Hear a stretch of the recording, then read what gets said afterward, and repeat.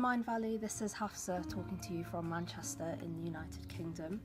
Now, before I invite you to come on a journey with me through 25 years of my soul, I would first like to ask you to just close your eyes for a few seconds and just try and focus on your breath and move within, and just thank yourself for being here today and being present in the moment. Now imagine yourself in a beautiful, lush, peaceful forest. You're moving through the valleys of the mountains of Earth, and as you pass through each valley, you unlock a new area of the mind. Now open your eyes, and I'd like to invite you to come with me to the first valley. From a very young age, I was absolutely fascinated by the universe, constantly searching for answers to my many questions that were running through my mind.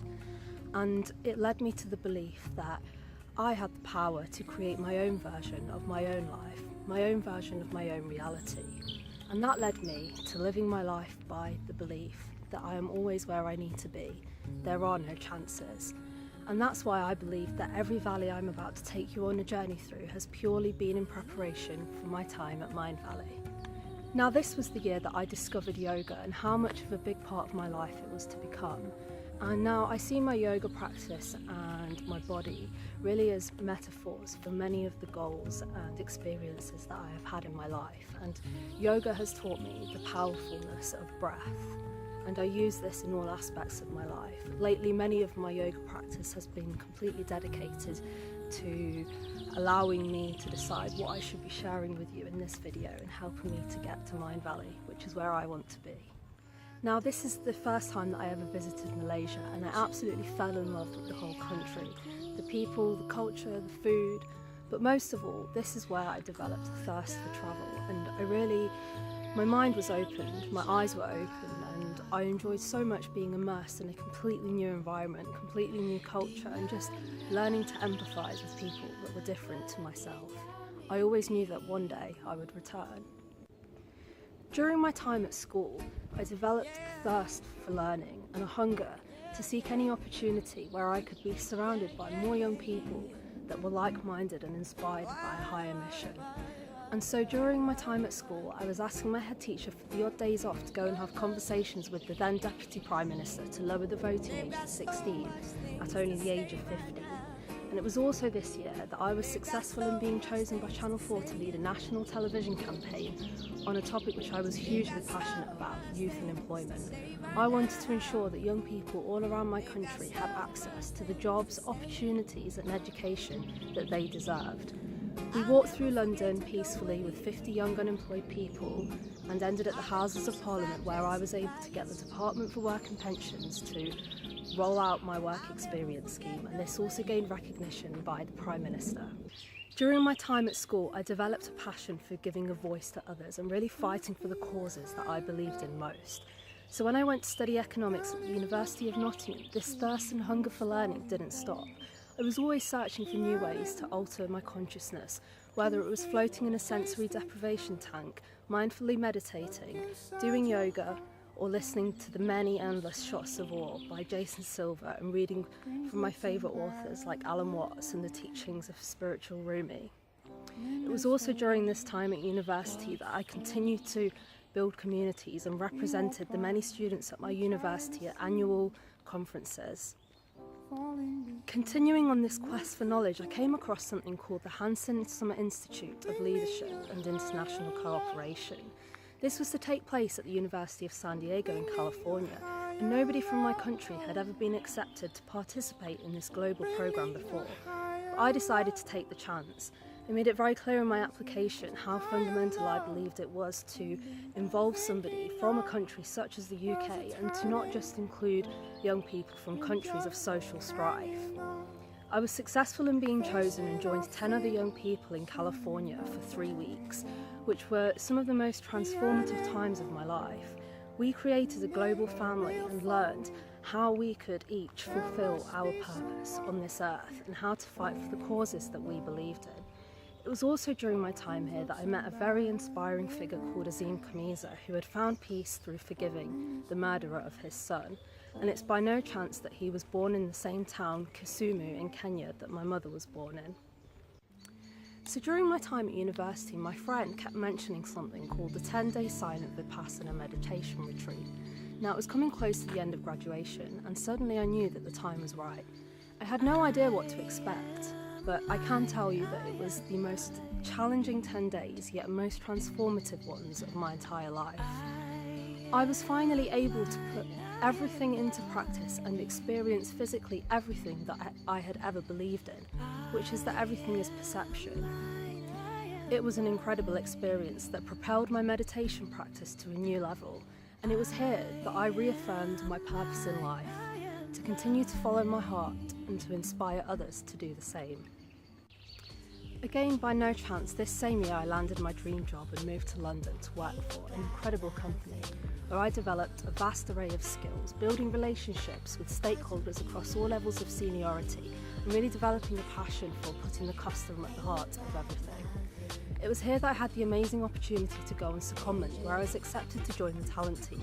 I found myself working with the leaders of our business to produce intellectual content on the likes of artificial intelligence, blockchain, the future of the digital Estonian economy, and really it was a 3-day conference on the themes of technology and innovation to ignite, educate and enable the leaders of our business. So after 2 years of an incredible working experience in London, I decided to follow my heart. I quit my job and I wanted to return to Southeast Asia to experience new cultures, new people, new experiences. And so I went back to Malaysia and I volunteered at a local art space for a number of months where I was able to help bring to life the amazing talents of the local community which otherwise wouldn't be seen. It was also during my travels that I bumped into a spiritual teacher who was looking to publish his work.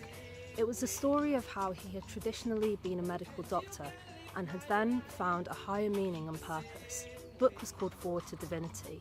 I helped him for many months to work on this text to bring it to life, and I'm very proud to say that it has now been published. Upon my return to the UK, I decided to seek a new challenging project where I joined a startup where it's my responsibility to launch a new part of the business, Learning Solutions. I worked with many inspiring teachers and workshop leaders to bring their teachings to life and facilitated many workshops, all with the end goal of enabling people to really maximise their performance and be the best and truest version of themselves.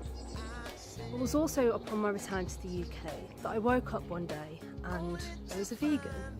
Many people laugh when I tell them this and they ask how it happened, but really I think it was something that I always aspired to do one day, and when the time felt right, it just happened. Always searching for ways to better my mind, body and soul. Within a couple of weeks I was already noticing the benefits. The clarity of my thinking was more clear. I felt more energised, and most of all, I felt an inspired and greater connection to nature and animals and really all things around me. And I choose to share this last moment with you, where earlier this year I decided again for the 3rd time to return to Malaysia. I decided to travel to Koh Lipe Island, where I spontaneously got my diving licence. Now, although some people may not find any meaning in astrology, it helps me give meaning to my life, and as a Pisces, under the water, I truly felt at home. It was 10 metres below the surface where I realised that there really was a power to the breath. I was using my breath to remain calm underwater. I was using my breath to control natural buoyancy. It was here that I realised that another purpose for my life is to preserve the beautiful nature that we have been gifted with. And I can't wait to go diving again. The first time I discovered Mind Valley, wow. I thought I was dreaming. I felt a complete movement of elation and joy inside me. It was almost as if this amazing community had been created from my own imagination. And every moment since, I have completely immersed myself in the spiritual teachings of Mind Valley. I've woken up every day since visualising myself in the office and how incredible it would be to have the opportunity to push humanity forward together in such an incredible way. I truly believe that I have the skills and most of all the values to be an incredible learning experience designer, and I would very much welcome the opportunity to talk with you soon, of course if the universe allows. Thank you so much for being with me today, and I hope you have enjoyed listening to this as much as I've enjoyed sharing my story with you. My journey to Mind Valley was an adventure through the deepest valleys of my mind. Unaware of what I was to find, becoming more aware of the chattering mind, all things intertwined, I unleash my intuition, the divine. Guides my mission to be empowered, to be enlightened, to transcend all boundaries created by physical sense and textbooks, to expand the limitations of the mind, to be free. I swim out of the depths of the valley to know myself. I swim towards Mind Valley, a higher perspective, a lower ego. I descend into the darkest of the valleys. I see a path. 1 billion souls vibrating in unison on a higher plane.